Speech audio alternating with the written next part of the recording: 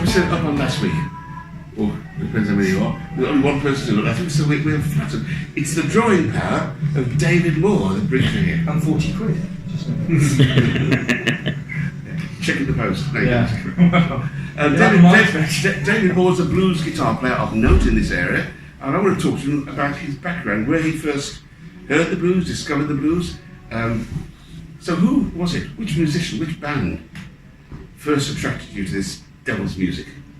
That's a really interesting question, good question, because it's kind of hard to remember almost for me now. I think it was always there, elements of blues music that I was listening to before I even got to the guitar, because I got to the guitar quite late, at 16. So I was kind of influenced by other people that were listening from their music collections. I started listening to Lionel Richie, and I loved songwriting and that kind of, so the Commodores, funk stuff, Motown was really, interesting. That we're talking mid-70s here, are we? No, we're talking really end of the 80s, early 90s. And for me, the first few guitarists that really caught my imagination, B.B. King, I remember hearing, and Stevie Ray Vaughan very much as well early on, because when I heard Stevie Ray play for the first time, it was like the sound that was in my mind, but someone had already done it. So it was an exhilaration and a slight strange feeling that someone had got there and done that, because it was a sound that was so much, of me almost, I felt like, but it wasn't, of course, because it's somebody else, but it's strange how I had that feeling. And at the same time, a good friend of mine, Darren Roach, and his father, Terry, introduced me to a guitarist, a local guitarist called Roger Hill, who played for various people, for Fairport Convention, lots of enterprise. He played with Chris Barber and many guys, as Dr. John, through that, and all kinds of fabulous musicians he ended up working with. And in his own right, for me, was one of the greatest, not very well known blues guitarists that the UK has produced, really, because he had elements of Django Reinhardt and real craftsmanship and musicianship, but a fabulous blues vibrato and phrasing, and a great underrated voice as well. He seemed to put things together very well, had interesting arrangements of songs, always would choose interesting arrangements of songs. So that was an introduction to me in Sutton Coldfield at the Station Pub initially, and then at the Waterworks in Edgbaston. Yeah, Roger was one of 3 or 4 tremendous guitar players out of the city. The others, I would say Bob Wilson. Yeah, today is one. Sprite Hopkins was tremendous. He was with early versions of the Isle Race. Oh yeah. Many of which went on to be ELO. Right. Roger also recorded, interestingly, at least to me, on lots of early Big Bear recordings. Although we recorded lots of American blues guys like Lightning Slade and Whisper Smith, Homestead James, and all the guys, we used British bands. And usually we call them the Blues Hounds, because that's the band that Roger and I played together in at the beginning. And we used Birmingham musicians behind them. Now, upstairs you'll hear the soundtrack of American Bluesmen, but almost all of the players behind them are from Birmingham, which I think is a salute to Birmingham. So, which is the first blues band note that you heard? Was it BB? Was it Stevie Ray? It was, strangely, and I think a lot of people snub their nose, some blues aficionados definitely snub their nose, some do, Gary Moore. And Gary was, for me, as a 16-year-old, he had the energy and the power, and I saw him play, and it was through him that I sort of read interviews, and the names of Albert Collins, B.B. King, Albert King came up, Stevie Ray, and that really gave me an introduction to the flavour and the grooves and the feel of American blues, which is maybe not what I think necessarily Gary was intending to do. He had more of an eclectic background as a musician, but the blues was always a strong thread, and the feel was definitely in it. I mean, early albums of his, to me, sound like the Allman Brothers and things like that, Rhinestone and things like that, incredible. So he was a huge influence. So the Gary Moore band actually, and then guys like Nick Pentelow was in the horn section. He was playing with Roger, and he come along to jams. And I thought, oh God, there's that guy from the Gary Moore band, or, you know, and the Midnight Horns and all that. I remember that. So it was that, and then very, very quickly it was B.B. King, and I got to see B.B. many, many times. Thankfully, never got to see Albert. I loved to see Albert or Freddie. And I was a massive Freddie fan. So Peter Green and Fleetwood Mac. You know, for me still, that's a band that probably was there. But as I say, everything seemed to come at once. I guess when guitarists in the 60s were listening to things, everything came in such a slow, you know, dribble. And now it's the complete end of the spectrum. You've got thousands of YouTubers and great guitar players. And so the bandwidth for people listening to music has changed so much. So I was sort of in the middle of that, pre-internet, buying CDs, buying albums and discovering that way. But again, I could get through so many musicians in such a short space of time. So before you went to America, did you have your own band? I went in England. I first went to the States before I started playing in I can't remember when it was. It was 91. Why did you go the first time? It was really through family. It was really a holiday. But that was Texas and Louisiana. So it kind of, I was in New Orleans, and they were actually filming JFK at the time. So I remember the Kevin Costner film. They were doing all the. So the place had been sort of converted back to the early 60s, and I remember staying up all night in the French Quarter. Lucky enough, you know, pretty much to stay up with my dad and go out and see some great, phenomenal musicians out there. So that was good. So, but did you relocate and live in? Yeah, I did. I lived in the States for 6 years. That was really a desire that I'd held for many, many years. I was originally going to go out in 2006, tried to, because I went out, went on the legendary Rhythm and Blues cruise and saw a lot of phenomenal musicians, Taj Mahal, Thomas, and all these kind of great people. I got to jam and sit with a few of them. That was inspirational, and I sort of knew that I really needed to move over and do something. And it gave me, whetted my appetite, but there was no real feasible way to do it at the time until I have to thank my wife, because it's her job that took us and enabled me to get into playing in America or doing anything in America at all, because of the, you know, they're very protectionistic about, you know, about things, and gigs are few and far between. Is it AFM still as strong as it used to be? It's. I think the whole scene in America when I got there wasn't the scene I expected. When I, you know, it even changed in the 10 years or 5 years or so since, 4 years actually, since 2006. I moved up about 2009, 10. And New York's a different animal to the rest of the country, the rest of the states. You know, the country's almost a bizarre concept. So yeah, that's really what happened. I started trying to pick up gigs and succeeded in fits and starts, but I didn't have. I had to apply for artist visas to do any other work, or then a green card eventually. It was the only way that I could do any kind of real. So did you work with anybody interesting? I got, before I left the States,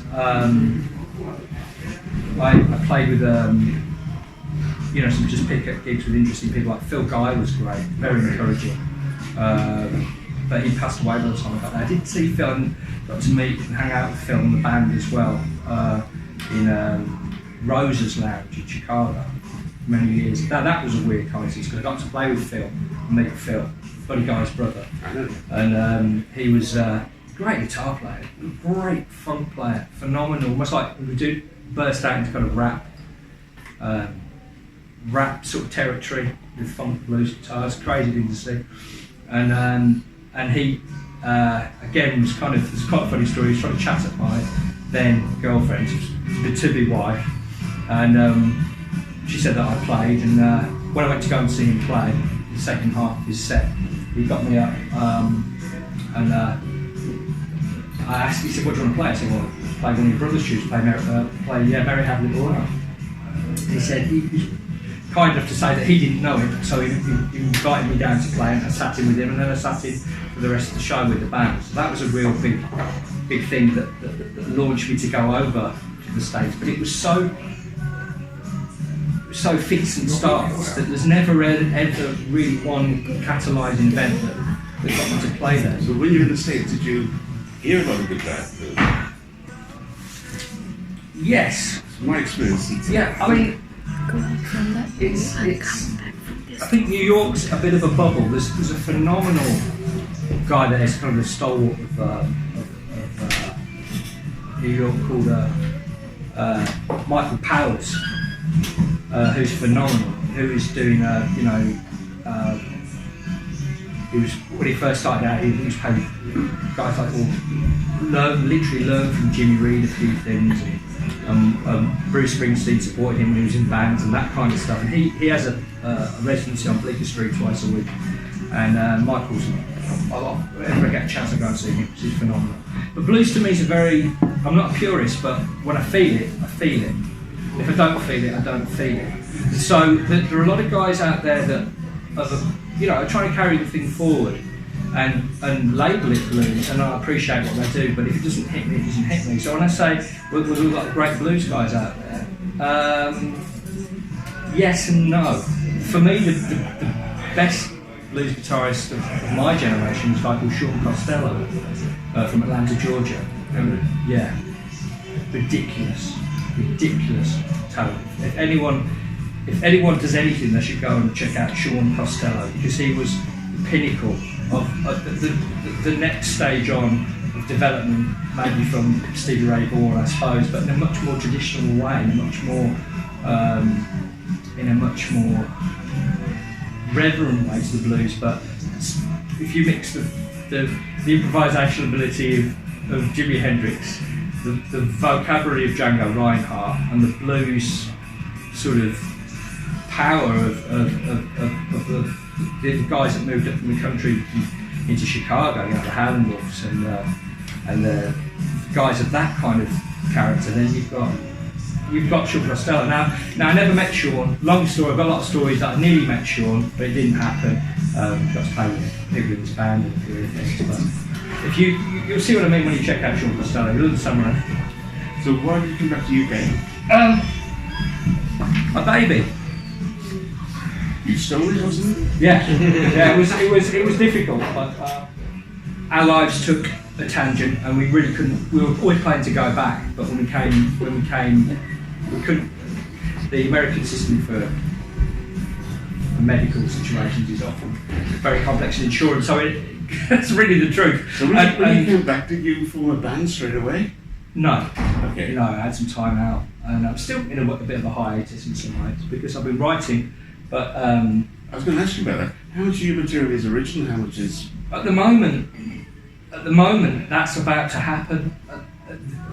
At the present, I'm just doing smaller gigs. Really, just doing Smaller gigs. Reworking. Is that nice?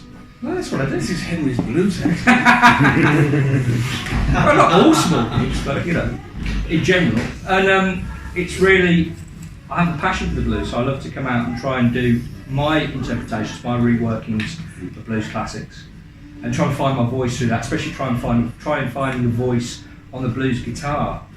Nowadays, it's a very, I think, a very challenging process. I'm always striving to try and find my sound with blues. Yeah, there's a lot of inspiration out there. Though. We come back to Chicago. There's so many guys like Dawkins and like Guitar Murphy, for instance. Mm-hmm. Yeah. Hubert Sumnerland. Yeah, Hubert Sumnerland. And Buddy, they're great players. Yeah. Also, a dictionary of blues guitarists there in Chicago. Yeah, that's right. Yeah. But I never got to spend much time in Chicago. Since you flying in, flying out. So how long have you had your own band? On and off. For about 15 years, 20 years. Probably. So you should be pretty well rehearsed tonight, should you? No.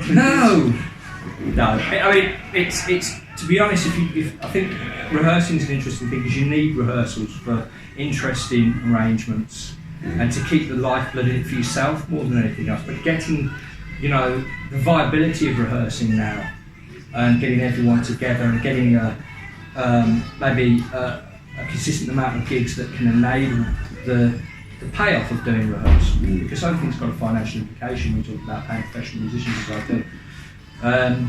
there needs to be enough work for me to be able to just dot the I's across the T's financially. Have you been able to keep it more or less stable going together of late, or? I don't think most people do. We work from a pool of players, and it's who's available. You have your first call guys because you know them and they know the arrangements more, and it's a working relationship. But in order to facilitate work, which sometimes comes in at short notice, you need to be able to move quickly and be able to adapt, and that's something that I've had to learn, because I'd love to arrange things and be a bit of a control freak with a few things, but it's not always within a reasonable. It's not a reasonable expectation all the time. So, and there's a certain power in the moment and doing things in the moment, and trying to create something between the people that are on stage, because music's ephemeral. There, it's gone. So controlling it too much is something I've learned, learning to let go of really, and try and play more in the moment, and therefore that works with musicians too, because everyone's got different feels, different groups, different. So your current repertoire, where have you got it from? Any musicians in particular, Stevie Ray or? What I'm doing at the moment is really reworking the blues classics. So stuff from everyone I can think of, from the Three Kings, obviously. What Freddie King stuff do you do? Johnny Guitar Watson features as well, so I love Johnny Guitar. So, well, what Freddie King stuff do you do? I don't know what we're doing tonight, but I've done so many versions of Freddie King songs. My favourite one will Help Me Through the Day, which is quite a rare one. Like a ballad, I think. I can't remember who wrote it now. That's a phenomenal tune. But I think there's so much staples of every blues guitar player. The stumble, that kind of thing. A lot of the more 70s based funk stuff I'd love to do. Like Woman Across the River and Ghetto Woman and things like that. That's what I'd love to. But again, you need time with the band. You need to get the arrangement right, and it's quite labour-intensive stuff. If you want to do it justice. Great. Well, it's interesting to talk to you. Anyone got any questions I'd like to ask them? Dan always has a question, don't you, Dan? You always say, hi, how you doing? I'm going to the swing. Have you met Roy? No. Oh, Roy. Oh, Jackie, back to Dan. All right. Would you like to ask Dave? I'll throw a question in if I can then. All the gigs you've played, I was introducing. This is one of the very, very original members from Henry's Blues House 50 years ago. He's actually got his membership card with it, so he's entitled. Chris. Right. You'd probably find this hard to answer, but it's a question I like to ask. That of all the gigs that you've played and the people you've played with, is there any one that's given you the biggest kick, or that you've had the most personal satisfaction out of? That's a great question. Someone else thought so too. Yeah, things that spring to mind when you said that. I remember a tiny gig, or in front of your gigs, I should say tiny. It was it was a small gig, but it was great. Actually, it was a great gig. Often aren't you? And getting away from it, some of my favourite musicians I've ever met in my life have said the best gigs that they've had has been 3 or 4 people in the room. Especially in this sort of context, because sometimes if you do a residency, it's a slow night, like a Monday night residency, maybe, then seasonally there might not be people there, but the best gigs happen. The one that struck my mind, I'm trying to remember, Biding Time, that's right, because I'm trying to remember the story. Chap came in, basically his wife had passed away, and he wanted to hear, as the years go passing by, Albert King. I think he'd heard the Gary Moore version of it, he really liked that. So he played that, and all the emotion came out of him, His grief came out in the room, and it was bare, and it was raw. And it helped him. He said it helped him, So that was something that sticks with me, because the power of doing something immediate, and it has that impact is priceless. Is unforgettable. You can't recreate that. So that's one that sticks in my mind. Absolutely. Who's your most influential Birmingham musician? It will be Roger. It'll have to be Roger Hill. But that said, Steve Jail's got amazing. Love Steve's playing, and there's loads of guys that it's just loads and loads of guys with different instruments. Mike Burney was great. Guys like that, phenomenal. Birmingham musicians. I mean, Birmingham musicians. That's a lineage, isn't it? The ones that I've met and known, probably, which influenced me. And yeah, that I would say Roger Hill. I would say probably. What about favourite Birmingham music venue that you played in? Waterworks in Edgbaston. It's my favourite. I don't know why. It was in a really rough part of town, and it had nothing going for it, but it was amazing. The rough part of town, you're right. Right by my office. That's that cheap, the rest was. Well, with the blues, you know, it makes sense. Yeah, you got it. You know, the blues make sense. You've got to pick the pocket for two. Absolutely. Here's another one. Favourite Birmingham rehearsal space? Be careful. I don't. Be careful. Over your right shoulder. I don't have one. Is it Madhouse? Yes, it's not. Thanks, Jim. Well, I enjoy it. I hope you all did. Absolutely. Yeah. On stage at 8 o'clock. Now, probably now. No, 18 minutes. 50 minutes sets, 20 minute intermission, another 50 minute set, and next week we have here from the Blues Delta of Leyland, Mississippi. No, sorry, Leyland, Lancashire. You have Ticotina. So, very nice. Come along now, listen. Good to see you. Good to see you too, man. Thank you.